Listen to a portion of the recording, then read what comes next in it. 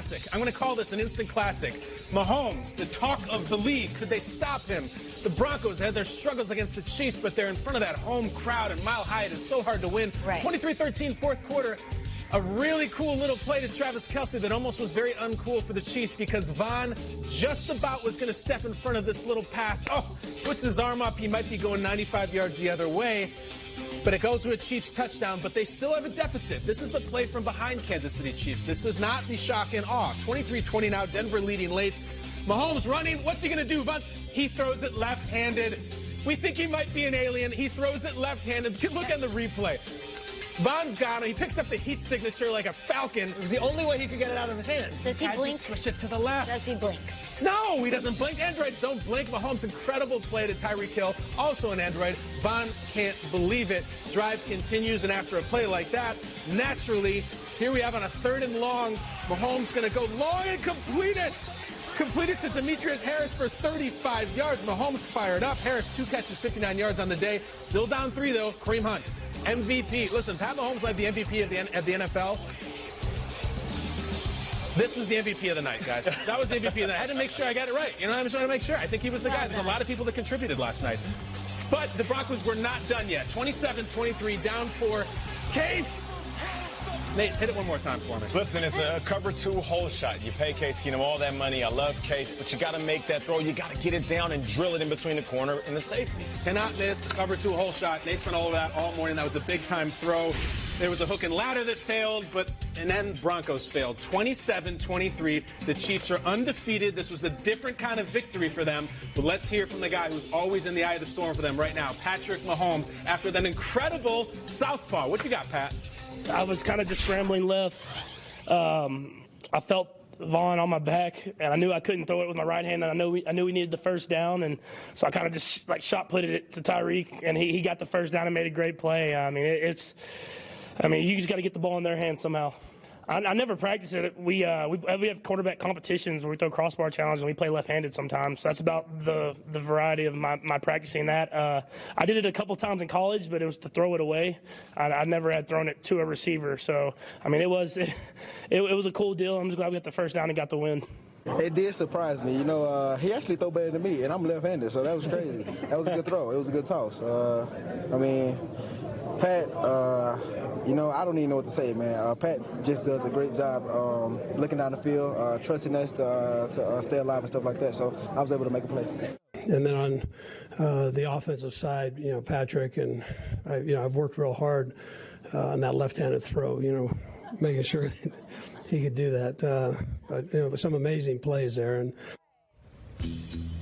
Reed's so happy right now. Gotta love that. Patrick Mahomes not able to set the record for most passing touchdowns through the team's first 4 games of the season, but he's still among elite company with that hot start. That is 14 touchdowns. And the most impressive stat of the 2018 National Football season is that he has zero interceptions. All right, Kyle Bryant Football Experience airs at 6 p.m. Eastern on NFL Network every Friday. It's awesome. So in a decade, in 10 years when you're doing the show, what highlight are you going to call up? You sit in the control room and you dial up whatever you want. I want this Peyton, Sean Payton broom dance. Peyton Barber. Okay, you asked for Sam Pangado last week. Could have done it. Of course. What would you dial up? You know, from last night, I've got to go with the lefty pass. I'll see it again. Can we see it one more time? I don't think there's any question that this was, to me, the most fascinating play of the game. Because here's what's going on. Von Miller gets him any other way, and the only way he gets it out is left-handed. And the situation is the 4th quarter late when they needed this. This isn't a 35-0 blowout. It's an insane play on 3rd down to convert and move the chain. If they lose this game, Kay, they go to 3-1, and the Broncos go to 3-1, and the Broncos are suddenly in first place in the AFC West. And that entire crowning of the Chiefs we did in September means nothing because the Broncos are the first place team. I will say this. I spoke with Patrick Mahomes last week before the Niners game, and I said, what other sports did you play? He said, well, I threw 95 miles per hour baseball as a pitcher. His dad was a pitcher in the majors. He also played high school basketball where he averaged 20 points and 10 rebounds as a small forward. This is not a one-trick pony. This guy can do a lot of things. He said he shot the ball. Righty, lefty in basketball, done it all. And apparently he's ambidextrous because he can throw with both hands. The lefty pass, I will never forget it. Week 4, I'm in. I don't know if it can be beat. I believe for me, it's the first touchdown that we showed in the highlights, and that's him dropping back, escaping the pocket, and scoring a touchdown with his feet. It stands out to me because Denver Broncos rushed forward, which basically that shows a sign of respect for Eric Bieniemy, Andy Reid, Pat Mahomes, and that offense, saying we're going to drop 7 individuals. Safeties, corners, linebackers. We're going to make it difficult for you to make your read. We're going to make windows tighter. We're going to have every player covered up. A young quarterback, which in my eyes, Pat Mahomes, still a rookie, didn't play last year. He's sitting back and he's saying, I can't get this ball to my wideouts. I'm a tuck, and I'm going to run it, make the smart decision, and score a touchdown. So for me, that's the play that stands out. Should we wine and dine the Chiefs fans just a little bit more? Should we go back to 1994? Because I'm seeing Chiefs-Broncos Week 7 Monday Night Football. Same setting, same rivalry. Look at Elway. This is my favorite season in NFL history, the 94 season. And after Elway goes down the field, Leonard Russell's going to run in with those giant mid-90s shoulder pads. Kind of similar, right? You think Denver is going to get KC, and Peter, there have been some demons for KC at this point, right? Schottenheimer had lost 7 straight games in Denver going back to his Browns years. So, Marty. And look, there's the GOAT going down the field, and I don't mean Tom Brady. I mean number 19 in the twilight of his career, 38 years old, Joe Montana, still throwing a rope to Willie Davis in Arrowhead space. Yes, Joe! That was the last 38-year-old man right there, Marty in the giant puffy coat.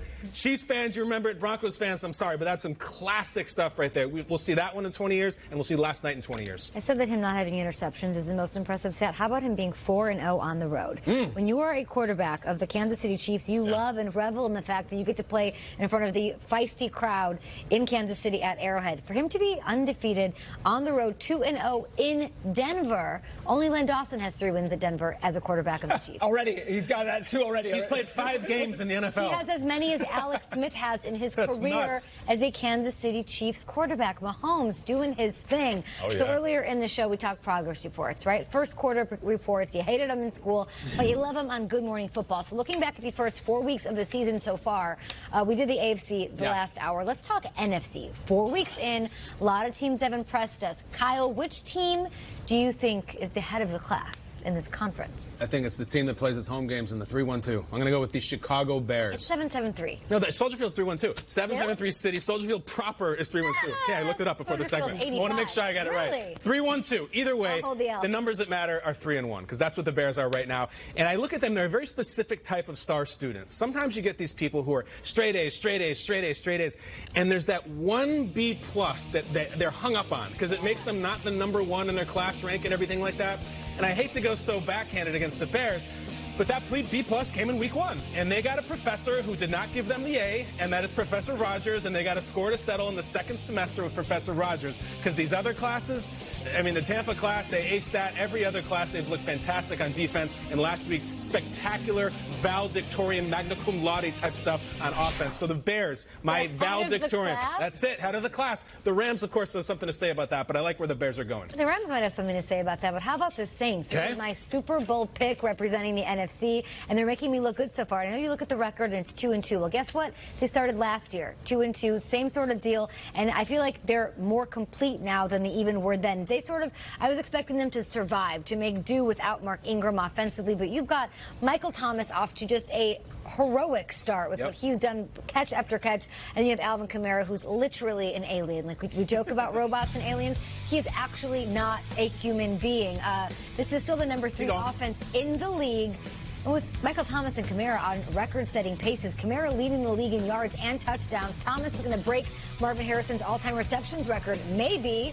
So we'll see how this goes once they get Ingram back in the mix and that defense starts turning it up even more. It's scary to play there, too. That's the thing. Some of these teams, you go into their buildings, there's history, whatever, but to go into New Orleans in a big game, not many people come out of it. For me, I got to go with the undefeated team, the Los Angeles Rams. Sure. It's not that just they're undefeated. Their point differential right now is plus 73, meaning they're just blowing teams out. Now, I know haters will come out, or detractors will say, well, they haven't left the state of California yet, and they haven't played a real contender yet. Peter, say hi, haters. Hi, haters. No, this is my Super Bowl pick before the season started. Peter. The Rams, I think they're getting better. I think they had their best offensive performance last week against a really good Vikings defense on a national spotlight game, but plus 73 through 4 games, that is unheard of. It blows every other team's point differential out of the water. They're the head of the class right now, and until someone shows me otherwise, I can't go against it. Yeah, I'm the teacher that's teaching a different subject to the same student, and I'm saying to myself, he's an A student in my class too, Shakes, and I'm going with the Rams. And, you know, we all been in school where there's somebody that's been a little bit shorter, a little bit younger, and we're like, is he supposed to be in our grade? Is she supposed to be in our grade? It's the Doogie Howser effect, where there's been a young kid who's 4 grades ahead. That's Sean McVay. Sean McVay came in as this young quarterback, and it was good. It was fun for us to tease and talk about, but he came in and said, nah, I'm not a stick. I don't want you guys to pat me on the back and rub my head. Like, get your hands off me. I am a genius out here with this play calling. I don't just have talent. I'm going to make sure my talent is the best position pre-snap and post-snap, and he's taking it into this season. So for me, I'm looking at Sean McVay and what he's doing with this offense. We've seen so many talented teams not have successful offense because their coaching and play calling, it doesn't help them out. So I'm going with Sean McVay in that offense. That's who we think for head of the class. I love that. And you've got the Rams and the Chiefs as your heads of classes for the 2 different conferences, and they square off here in a couple of weeks in Mexico City. 11 in Mexico City on a Monday night game, Chiefs-Rams. Yeah. All right, parent-teacher conferences, 2 National Football League conferences. We are talking NFC now, and listen, there's always those guys. We know these guys. We don't fulfill their potential. They sit in the back of the class, even though they have what it takes. So who's the team, the player, the coach, whoever, that needs to sort of stay after class, be spoken to, the teachers calling their parents? What do you guys think? I always like that kid. You know, I root for that kid, and I like the Detroit Lions, but they're my team right now because they just fit the bill, all right? They've got 1 win. Their coach could not look more like a high school teacher if he tried. He's just missing like a tweed and a disheveled briefcase with papers coming out of it. And also, if you look, I mean, the wide receiver Golden, I love Golden Tate, but now there's this thing where he's come out and said, I shouldn't be acting like that. I got a talking to on the sideline from my coach. It's almost like he was asked to stay after the game. Golden, you just be you. I'm not your coach. I'm just one of your admirers. You be you. You're one of the most entertaining players in the league. And then if you look at, you know, transgressions you can make in school, the rookie running back, there's a long history of guys wearing Big Johnson t-shirts to class and having to turn them inside out. They're not allowed in school, and carry on is certainly in that club. But I think Detroit, a lot of work to be done, a lot of characters, but also still very likable. True. So I'm rooting for them because so much personality and so much talent. Minnesota Vikings are the most disappointing team for me because I thought they were going to come in with this stout defense and just stomp on teams and then beat the teams that they've got to beat to get on. They've played 2 teams that I think are real Super Bowl contenders. The Packers, they tied. The Rams, they lost. And then they've played 2 games that, you know, you've got to win. The Niners gave them everything they had. They survived with a win. And that Bills loss, to me, is still a complete confounding question mark. How did this happen? Now, I know Everson Griffin had some stuff off the field during the week, but that doesn't explain Dalvin Cook touching the ball, I think, 4 times, them just running 6 rushing plays, and never getting it going at home in that building against the Buffalo Bills. So you're going to pay Kirk Cousins $84 million, and the NFL Network ran this NFL Now documentary.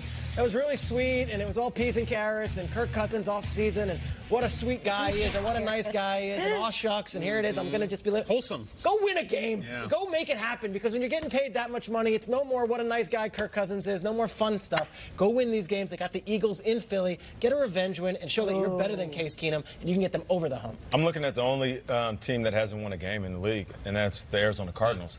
And David Johnson coming in and us saying, oh, David Johnson is going to tear this league back up. He's going to snatch that crown back as the best running back in the league. And he is that type of player that can change the complexion of the organization. And it just hasn't happened. And, of course, the quarterback issues. That's one thing that we don't want any team dealing with this far into the season, where all of a sudden they're making a coaching change. They brought Bradford there to take responsibility of being the quarterback, and he's already on the bench. I mean, the first couple games, they get blew out. Last couple games decided by 3 points or less, which is fine. Seahawks and Bears. Good for you. But you still haven't won a game. So, for me, it's the Cardinals. In my entire life on progress reports, never once, or report cards, ever had an A or an A- in math. Never. Always a B, B-. People hated math, always punted on it, didn't care. And I'm no mathematician. I can't even balance my checkbook, but I do know that Saquon plus Odell plus Ingram plus Shepard does not equal the 29th ranked offense. Like, that does not make sense. Those are not 2 equal things. I know enough about that. So the fact that the Giants have so much talent, how can they be 1-3? What equation on a TI-89 calculator will give you this outcome on such a talented team? How have they not scored 30 or more points since 2015? But Eli has been sacked 15 times. We know the answer is the offensive line. I don't know how to fix them, but they've got a way to go. Not doing so well in economics class either, are they? No. They should study some history, maybe. Maybe it should be given to Saquon Barkley, not Wayne Gallman when the game is on the line. I don't know. Maybe. Who am I to say? Who am I? That was mean, but I feel like it's tough love time. That's for what it the is. New Yorkers. Here we are. Come on. All right, progress reports. You can always get better. All right, he's the reigning offensive rookie of the year, but is the best still ahead for Alvin Kamara? Nate will tell you what he learned about the Saints running back. Coming up, he's not human, is he, Nate? Oh, he's not human at all. He's an absolute baller, though. Plus, the Colts, 1 win so far. Okay, but Andrew Luck, 400-yard game. I love the Colts. 4 touchdowns. Come on, he's back on the field, and they are just days away from taking on Tom Brady and those Patriots. He's never won against the Patriots. Is that right? Ever.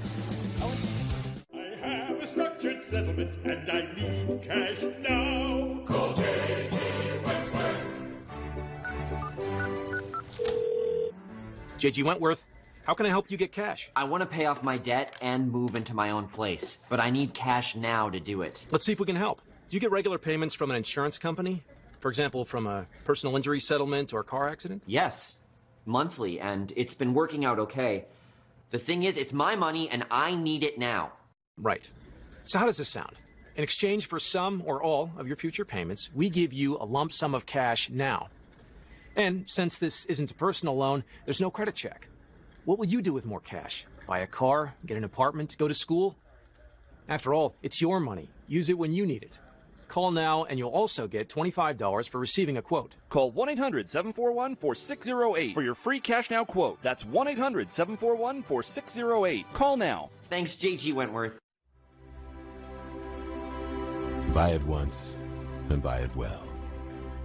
The men who know things know this. They avoid the temporary. Worthwhile and well-made are the qualities that attract them. Because they know that a sea of mediocre will never yield an ounce of great. You only need a few very excellent things, they tell themselves. And so they seek out the craftsmanship of true American artisans. These men stand out. Their style tells the world they know what matters. Their style tells the world they know what